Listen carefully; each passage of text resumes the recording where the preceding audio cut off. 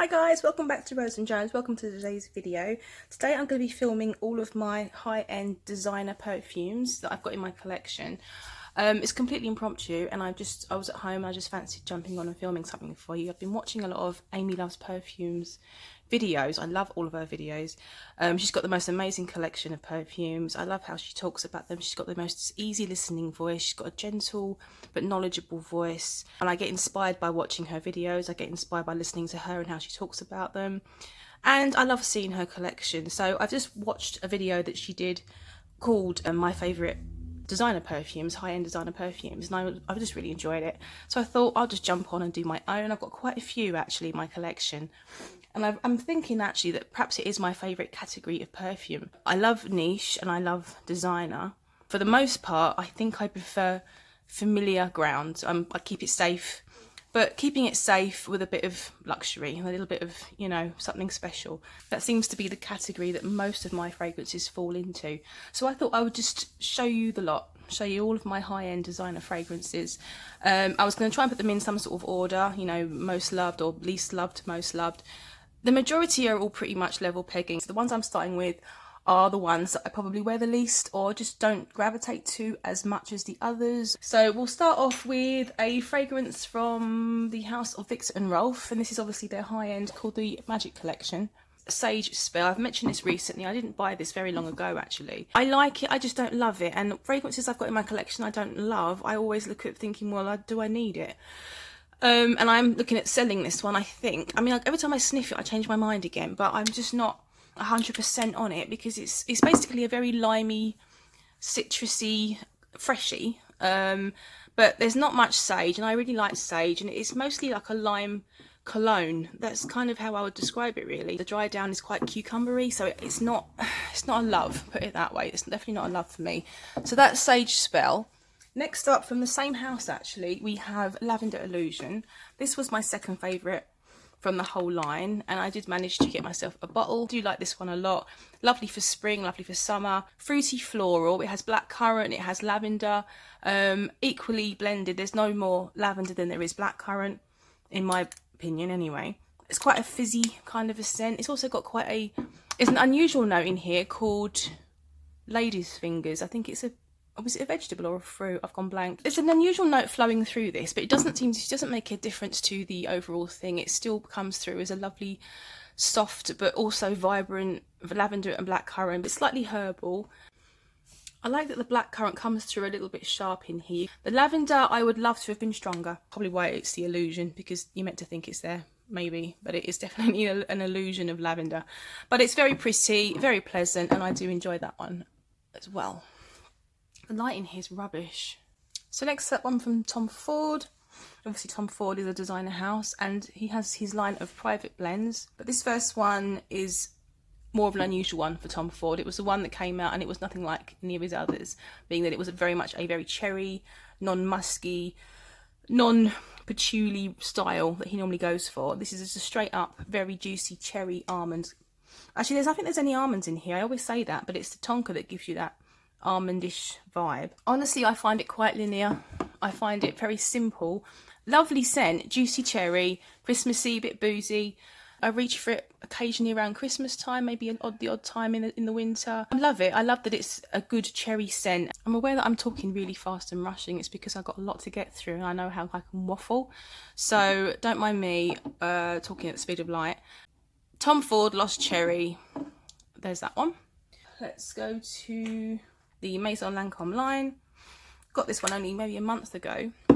This is Figs and Argumes. So Argumes, I believe, is citrus in French. Could I be wrong? Please correct me.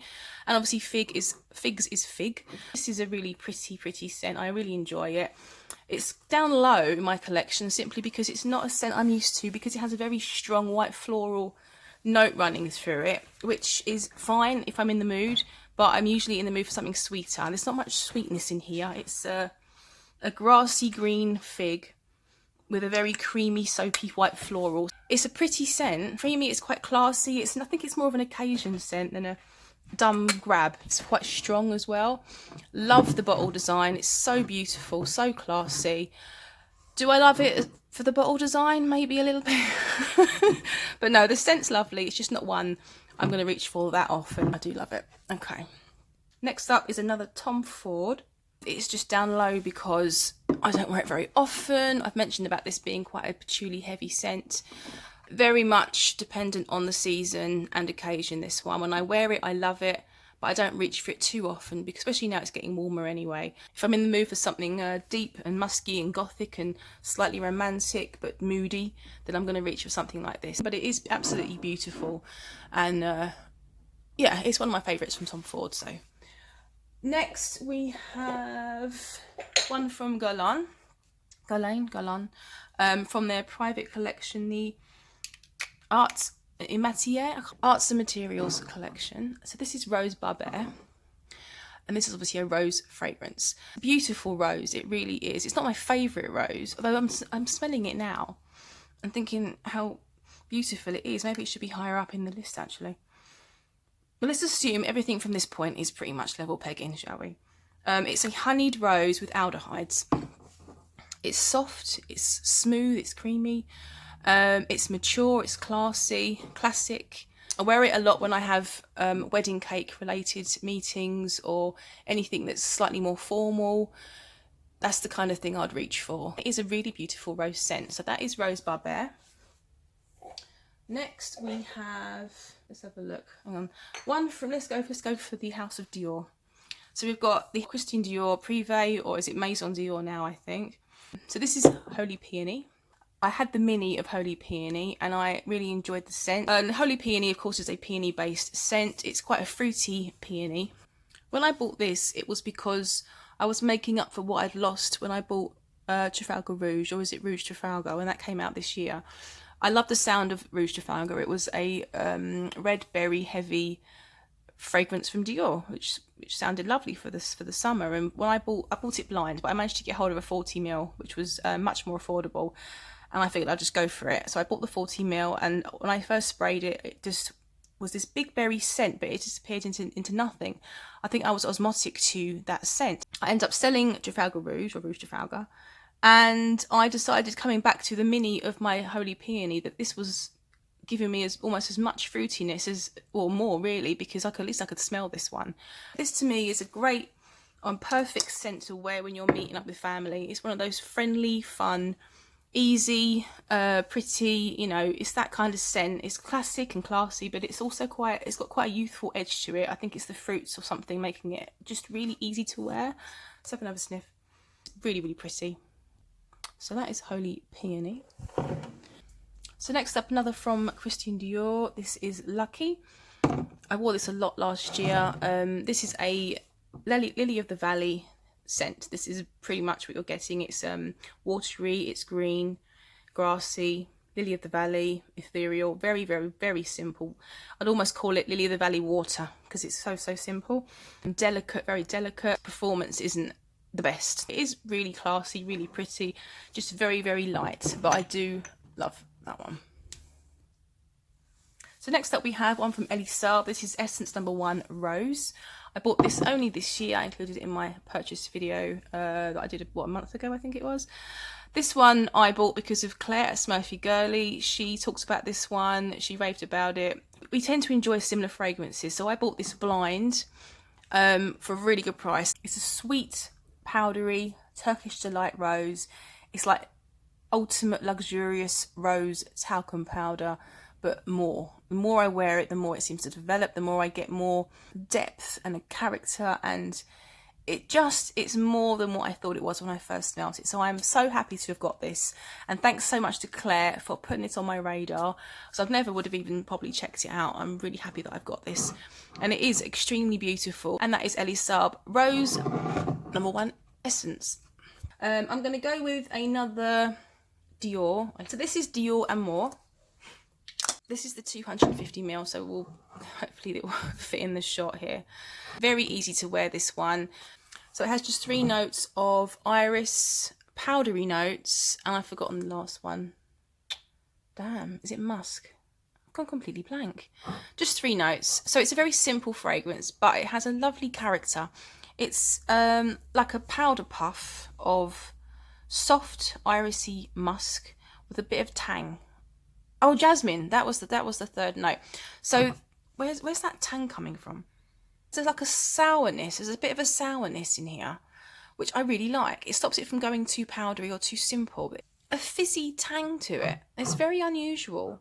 I love Dior Amour, really happy that I got this. So again, it was another good buy from eBay. I never thought I'd own a Chanel. I've never had one that I've enjoyed. They always smelt to Outer Heidi. I wish I could be a Chanel No. 5 girl because it's so classic, but it's never going to happen. It just gives me a terrible headache.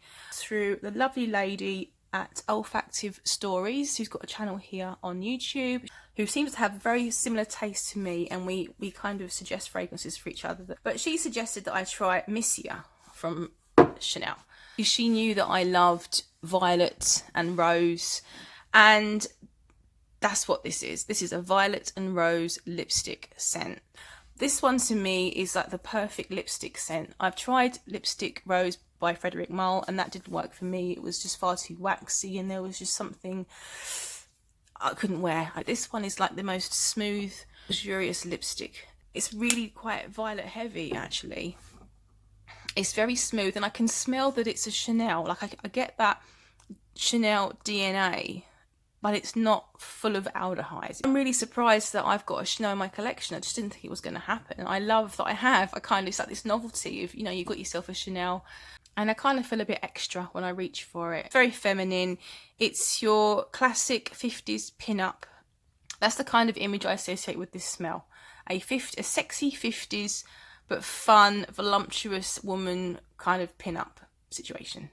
This is Fève Delicious, which I finally can say properly. It is a very popular one. It's most people's favourite from the Dior line. It is a beautiful tonka heavy fragrance.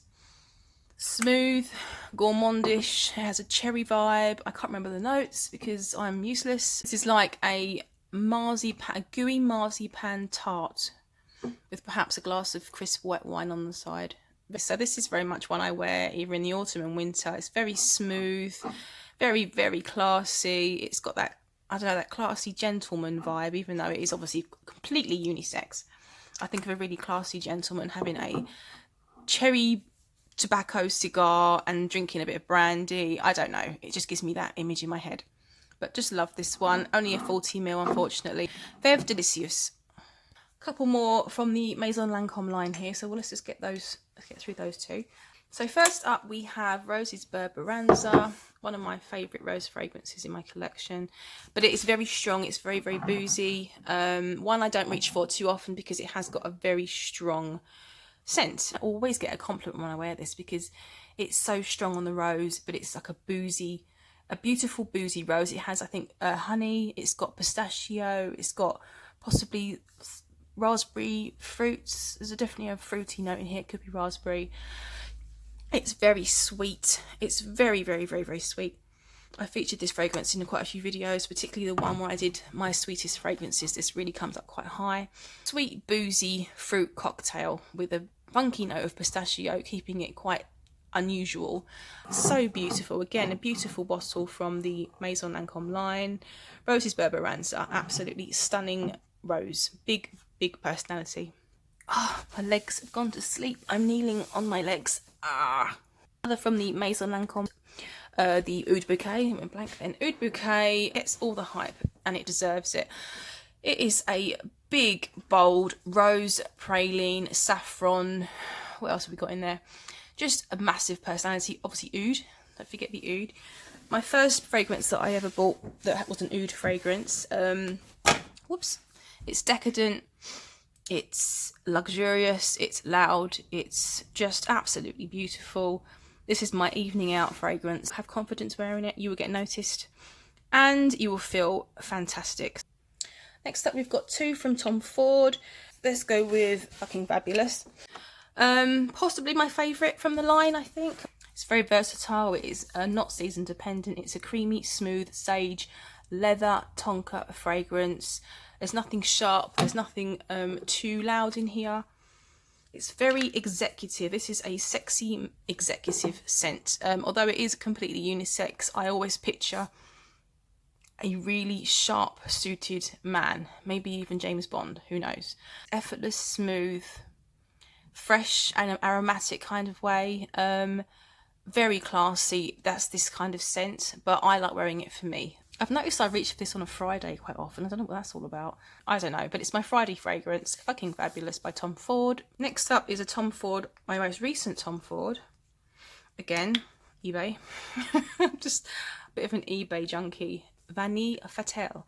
First fragrance I've ever bought that is a vanilla fragrance. Just a straightforward vanilla fragrance. It's not something that I tend to reach for because I associate it with home candles and cake, you know, that kind of thing. So a vanilla needs to be quite unusual for me to enjoy it. It needs to be quite just supporting another note, which makes it more versatile or just more than what it is. And I think this fragrance does that for me. I love the Tom Ford musky DNA in here. I think that really works with this vanilla. This is not your typical sweet vanilla. This is like an antique vanilla. This has an antiqueness about it. It's like a custard tart pastry that's been left out in the sun for too long. And it's going musky. It's not gone rotten, but there's a muskiness in here, like almost a pepperiness. And I really love it. I love that it has an antique feel to it. I just find that really enjoyable. That's it. That's Vanille Fatale, and that is my final Tom Ford. Okay, so we are nearly done. The last four are probably, I could consider them my favourites. If I had to pick, I suppose, four out of all of these ones would suit me the most. Maybe that's why I think of them as my favourite. So two from Dior here. First one is Rose Gypsy. This one I reached for so much last year during the summer. I haven't reached for it yet because I guess it's spring and I've been reaching for other things. I've got way more fragrances in my collection now than when I had this one, so there's just a lot more options. But I love how simple. This is such a simple watery. It's rose water with a touch of green and a touch of a bit of sweetness. It's mostly just a simple rose water. So simple and easy, fairy-like, ethereal, beautiful. For what it is, it probably isn't worth the money because obviously this is an expensive line and you probably can get a very light rose elsewhere, but I haven't found one that I particularly love. I like that it's uncomplicated. It hasn't got anything in it that's trying to make it into a musk or a citrus or I don't know. I just love that it is watery and it's pure and it's simple. So Rose Gypsy is just such an easy one for me to reach for. It's very me and I really love it. Next up we have Le Col Noir. Now I've mentioned this one a lot. This is definitely my favourite from the Dior line. This is a rose again, but it's up a step from Rose Gypsy. It has more going on with it. It's fruitier, it's sweeter. It has more personality, more projection, and this is one I reach for. I could reach for it every day. But ones I love the most, I've stopped reaching for. I find myself wearing ones that I want to use up first because I'm saving the ones I love. So that's why it doesn't look like much has gone down. I kind of stopped wearing it when I realised how much I loved it, which is so stupid. But I really do love this fragrance, despite the fact that it doesn't look like I've worn very much of it. Let's just spray that on today. Now I'm getting some green straight away. First I got a green leaf. Now it's going a bit citrusy, but all the time that delicate rose is just flowing through it. And you can smell that lovely Dior classy DNA as well. So that's Le Col Noir. Next up we have one from Viktor & Rolf from their Magic collection. It's one I've gushed about so many times. And it is Dancing Roses. It is easily, I think, the best in the line. Definitely the most worth the money in the line. The ones I've tried, which is about probably 4 or 5 of the others, all on the clean, fresh kind of category. This one to me it's got so much more personality. It's a thicker scent. It's just denser. It's a bit heavy for the summer possibly. It is a cherry heavy scent, although it's called Dancing Roses. You get more cherry and lychee and then you get the rose. There's also, I think, brandy in here. I think it's a cherry brandy. So it's quite a boozy scent, an addictive fragrance. It's just absolutely dreamy. So that's Dancing Roses by Viktor & Rolf. So the final designer luxury fragrance that I have in my collection is coming in bold and blue and taking centre stage and stealing the spotlight here. It is Blue Lazuli by Armani Privé. Again, I don't wear it very often because because I love it so much. I wish I could have afforded the larger bottle. This is the 50ml. I would love a 100ml because this scent is just so me. It's so me. It's got a powdery aspect to it. I've said before that I think of it as being a violet scent, but it's really, there's no violets, there's no florals that are blue. I can't remember what florals it has. It's got a lot of spices, it's got a lot of woods. I think there's sandalwood, definitely cardamom. I do love cardamom. So it's got that spicy aspect to it. But there's something in here that gives me this funny, almost effervescent, powdery blueness. And I don't know what it is. When I first smelt this, I was walking through possibly John Lewis, picked it up, smelt it, and it was like I was smelling blue. I treasure this bottle. I love it. I love how it looks. I love the scent. I like wearing it when it's cold, wintry. I love its uniqueness. It's got like a fuzzy sherbet, powdery sweetness wrapped up in cardamom and spices. I hope I'm able to afford a bigger bottle one day, but for now I'm very happy to have this in 50ml. I'm very grateful for it. Definitely one of my favourites of my designer fragrances in my collection for sure. That is my entire high-end designer fragrance collection. Why can't I talk like a normal human being? What's your favourite category of fragrance? Do you prefer niche? Do you prefer designer? Do you favour the sort of high-end designers? Which are your favourites? Do let me know. That is all. I hope you've enjoyed the video. I shall see you all again soon on my next one. Take care. Bye.